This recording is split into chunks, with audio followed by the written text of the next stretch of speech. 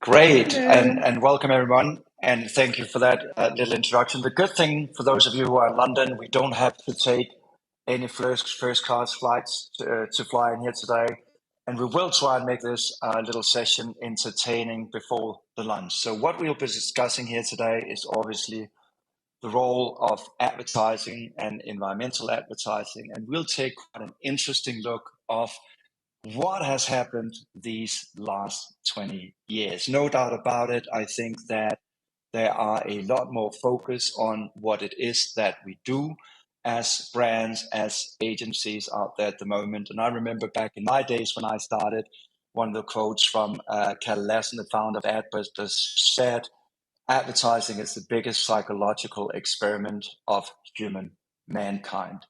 So in fact, right now, when COP is happening, what is the role of advertising?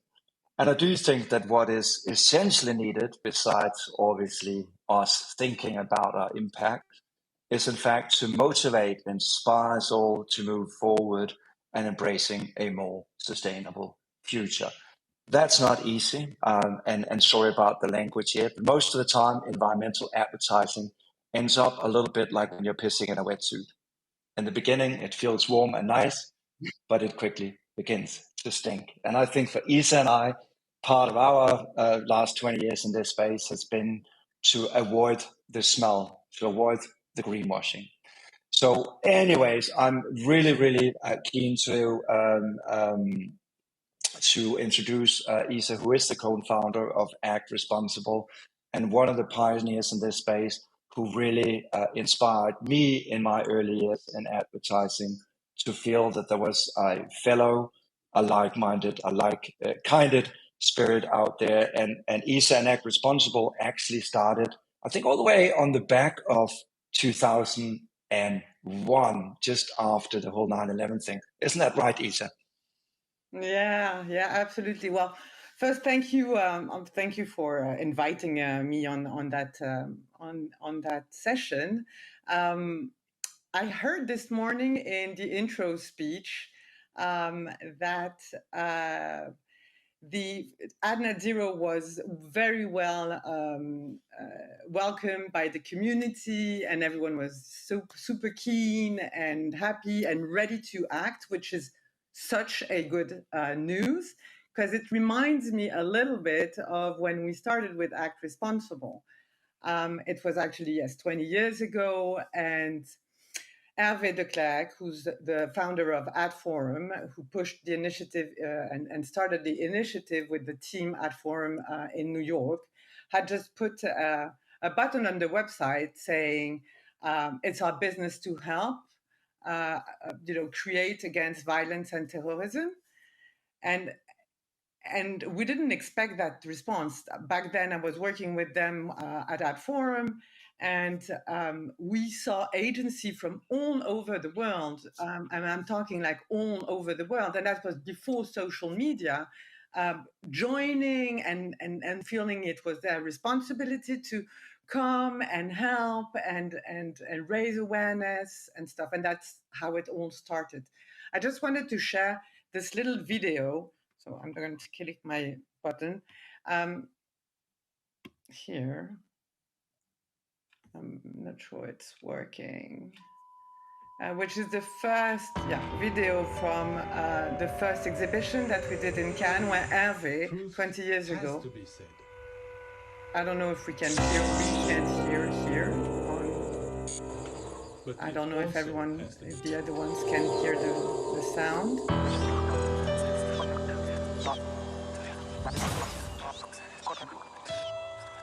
Agencies and creative people donate their time and talent to create ads that focus on great causes and social issues. This is what we call pro bono. Every year we would produce, 5, 6, 10 such public service commercials around the world of McCann.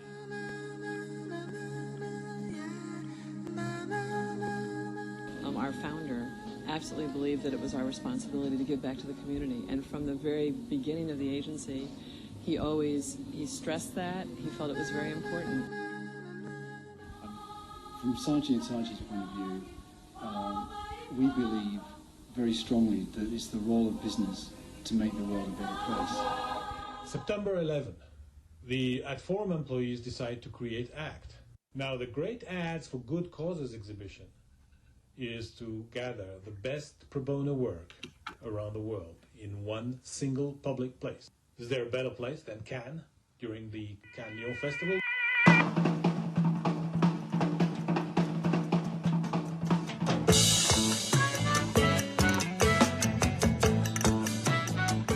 So what I think is great about this is it creates right next door to this celebration of creativity, it creates a celebration of societal needs. I've really enjoyed looking around here. It's nice to see ideas, hard, difficult ideas addressed with such beautiful pictures and such horrible issues dealt with in such a beautiful way.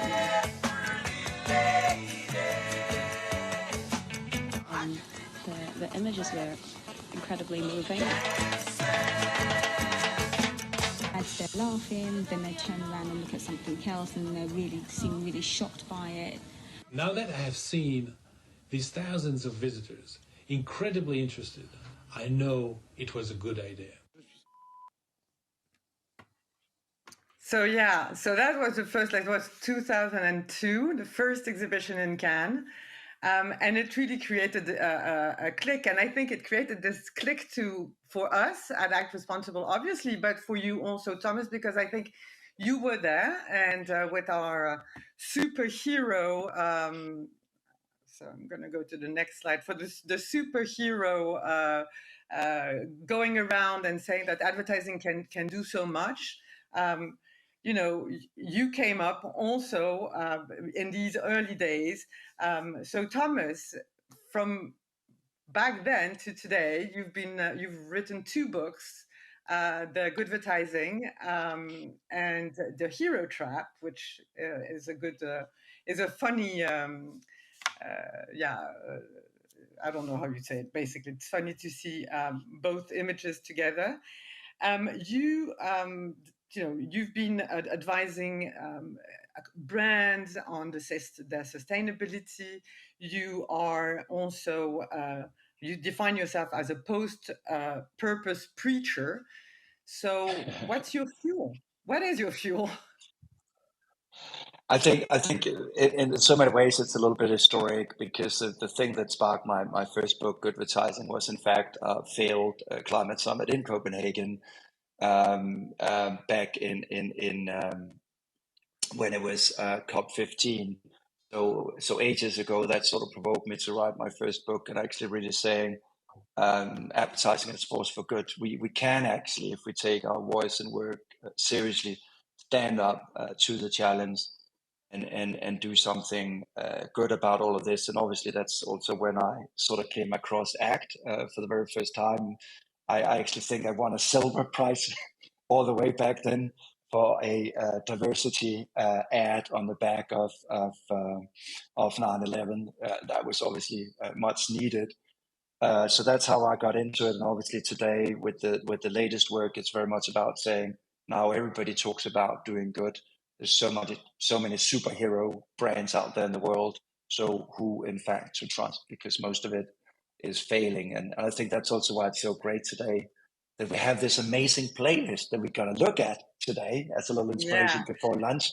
Some of the great environmental advertising work over the years. And I'm really excited to see it. Isa put the playlist together. And so maybe we should just watch a few of those amazing ads just to inspire folks and show actually what happened over these 20 years or so.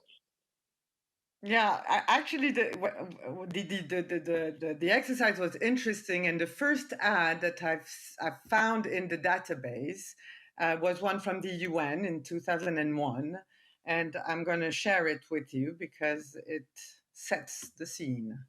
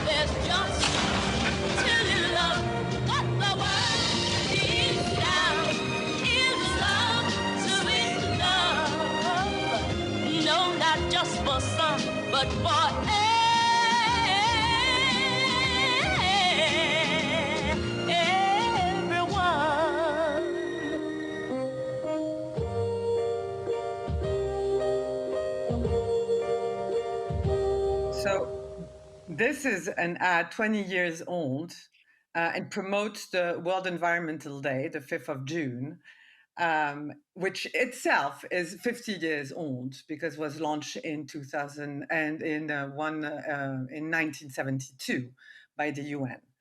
So when we see this, the ad is really well done. It shows it all, basically, your home. Do you want to treat your home this way? It shows how the actors and the advertising industry can raise the voices of these NGO or institution. What has changed today, in your opinion? Yeah, it's kind of fun. I think it's still a lot of that sort of fear mongering that we're seeing in ads these days. Obviously, I think one thing that is good that it at least takes it closer to our home. So that's the little end line. But probably what's changed the most is that we can't smoke in ads anymore, if you look at it from that way. But else, unfortunately, I still feel that there's lots to be learned from our advertising industry in actually pushing this theme forward. I still see ads like this today, which is kind of a shocker for me. But it was fun. It was actually fun to rewatch this 20 years ago and see what happened. 20 but I know years you ago. have another. Yeah. Yeah, on the same years and the following years, you had the car industry joining in, and Volkswagen, Honda, Citroën, Toyota, with the sponsoring of the green design, and Audi with the free car day, and then we had energy company, basically big polluters came in, joined the conversation.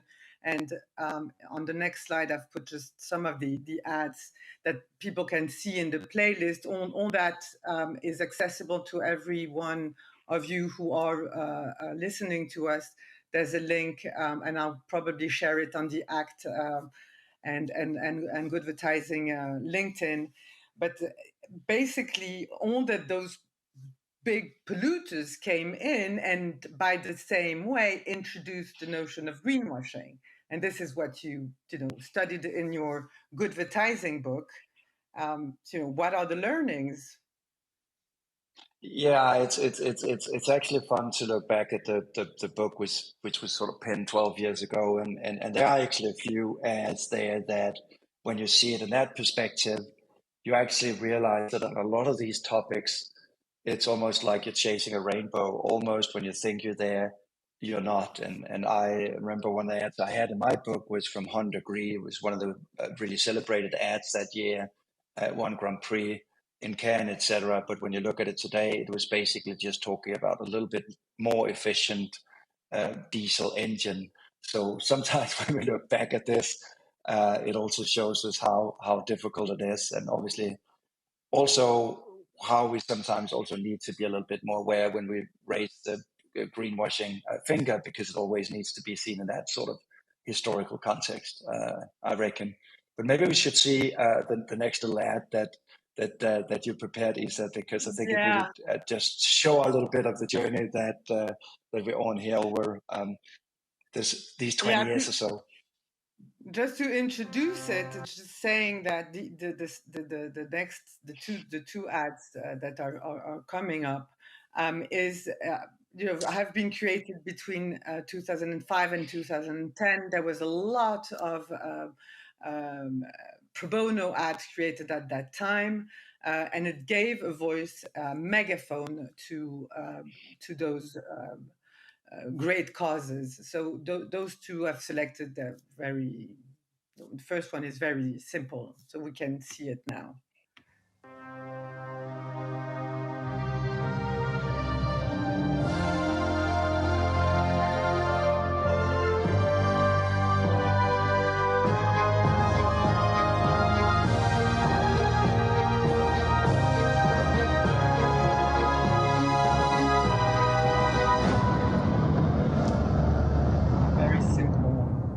Way to put it. And the second one is Tyler? Yeah? Can I ask you a question? Yes. What are you going to be when you grow up? A doctor. And Sophia? What about you? A fireman. A fireman? I'd be a nurse. I would like to be in the water business to make lots of money. Lots and lots and lots of money. I would sell oxygen masks. I would like to sell some medicine. I'd like to research new types of cancer. I want to be a soldier because I need to defend the country from other people trying to get in. I want to study storms. Fires, drought, Pollution. viruses. I'd like to be an astronaut so I can get out of this place.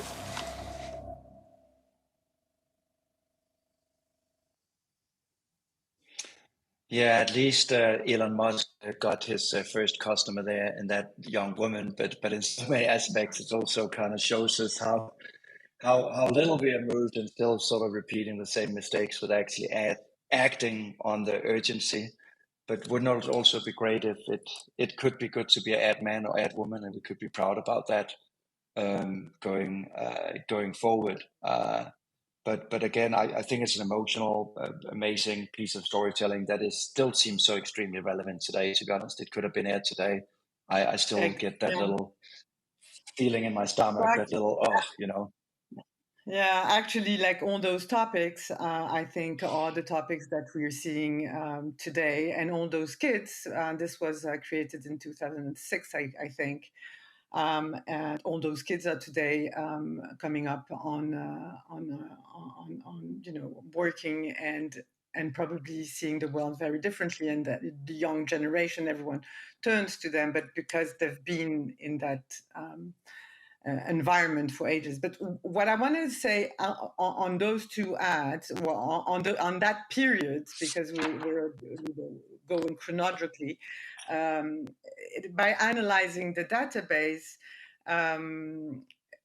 as of today, like WWF, Amnesty International, Greenpeace kind of got out of the ad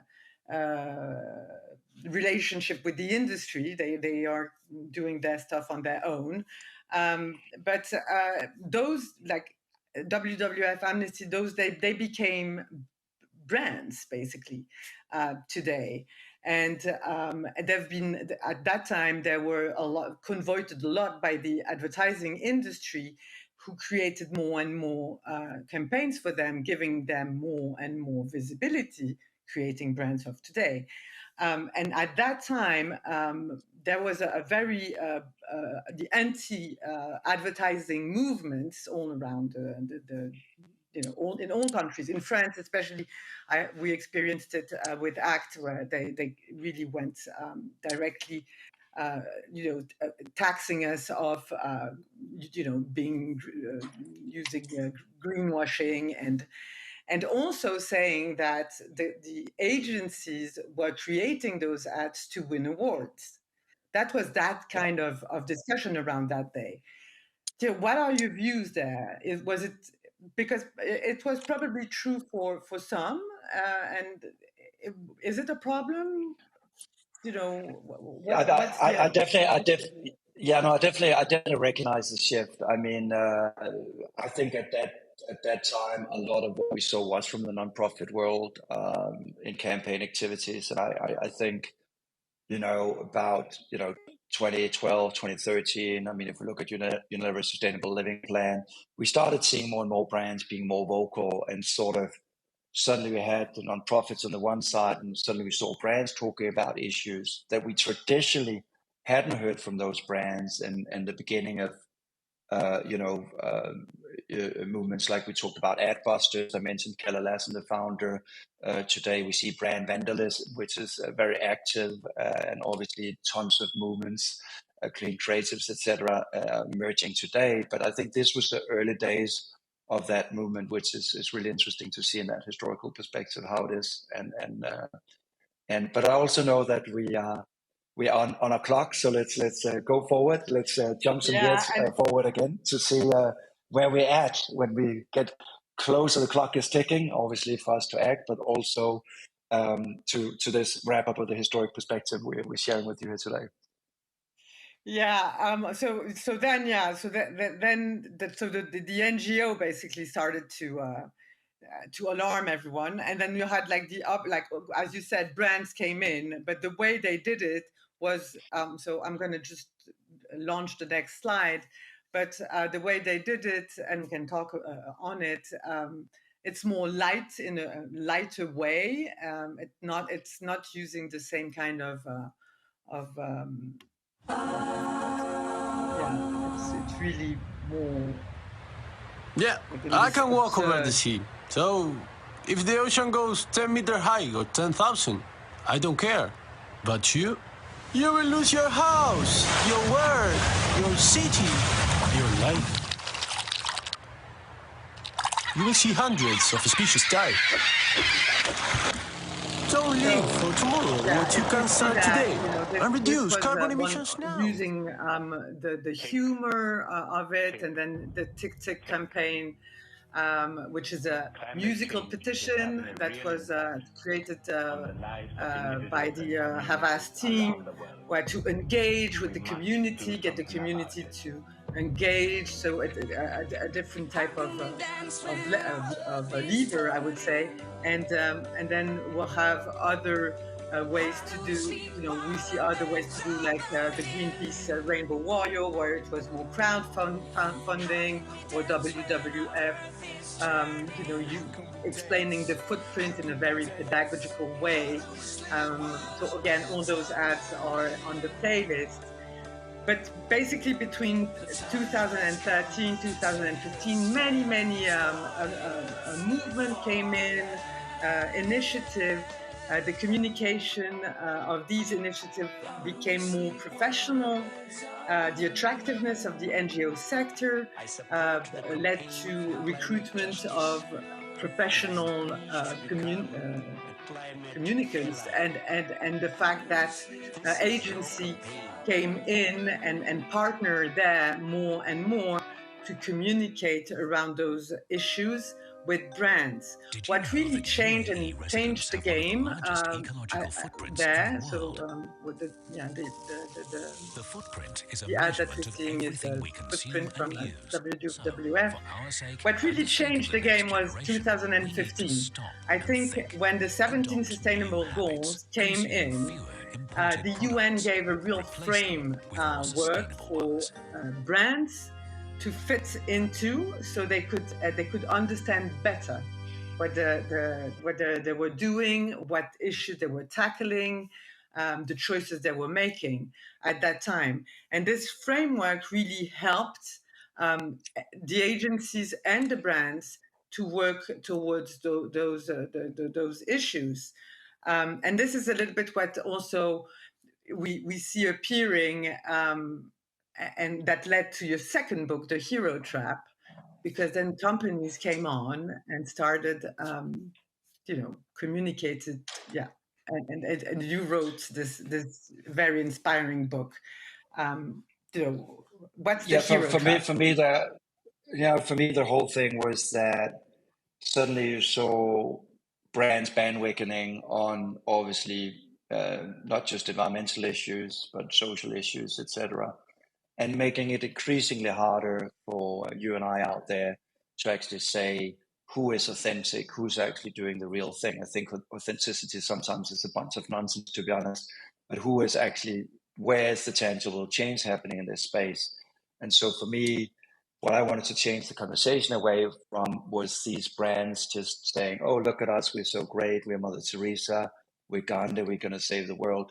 So actually being much more about inspiring that urgent change that is needed. So what does it really take to motivate all of us to be part of the change, enable all of us to actually choose the products that have less of an environmental impact? And I think that was my necessity to write the book.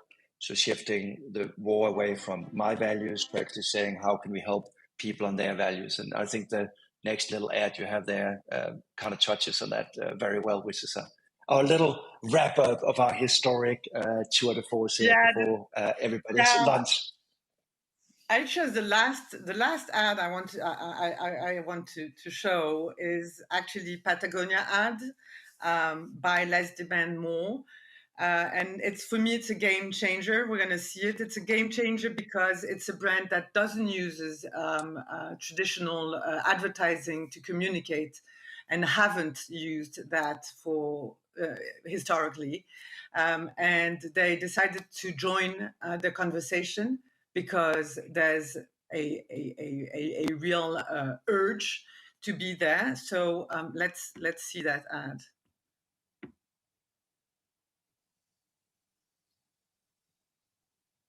I'm not sure.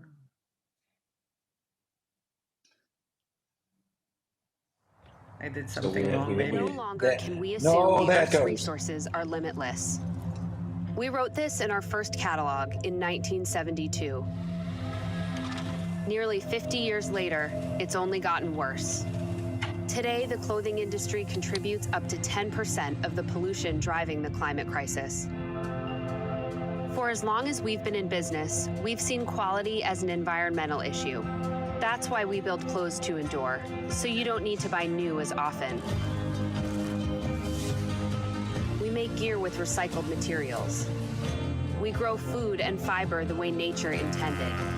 We promote safe and fair labor conditions for workers. There are some things you can do too. When you want something new, ask yourself, do I really need it? Look for one product you can use in multiple ways. Repair what you wear out and pass things down. Demand recycled. Demand fair trade. Demand organic. Buy less. Demand more.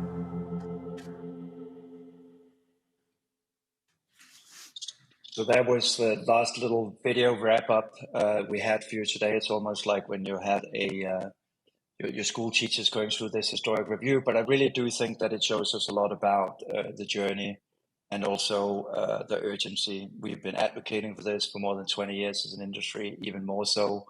And I think it's really about time that we educate ourselves and we do this right. I think there's still an extreme lack of education in our industry in actually getting people to really truly embrace this change, because as we see a lot of the same topics, a lot of repetition in this space, and that's why I think it's so pivotal. And Isa and I are actually both part of the IAA's Sustainability Council, where one of the things we focus on is obviously to be a global compass for the change that needs to happen in our industry, bringing all partners together, because I think we all need to collaborate to make this happen at the speed and the urgency, because not only every time we see a brand go wrong, being accused of greenwashing, it hurts everyone. It hurts the brand. It hurts our industry's efforts, because I still truly to this day believe that we as an advertising industry are pivotal in creating the mindset and behavior change that is much needed. We just want to have a few minutes, if we can still steal those for Q&A. So if there is still time, we will get over to you in London, not you online. You're more than welcome to ask the questions, and hopefully there are a few questions to this very, very fast historical journey through environmental marketing. Thomas and Isa, that was incredible to go through that and to see all the work that you've been doing and to see those examples of those ads. Now, we haven't quite got time for answers, but I do want to just share a couple of comments that have come through based on what you've been showing us. One of the comments on Slido, maybe your reel shows it may be more effective to focus on changing behaviours in specific sectors than creative award-winning dramatisations of the problem. And another comment that we had that came in, doesn't that UN 2001 ad show how much we failed in the last 20 years? Emissions are increasing. We need to acknowledge that and redouble effort. So a sort of positive end there, just to reinforce why what we're doing here is so important. Thank you so much, Isa and Thomas, for joining us.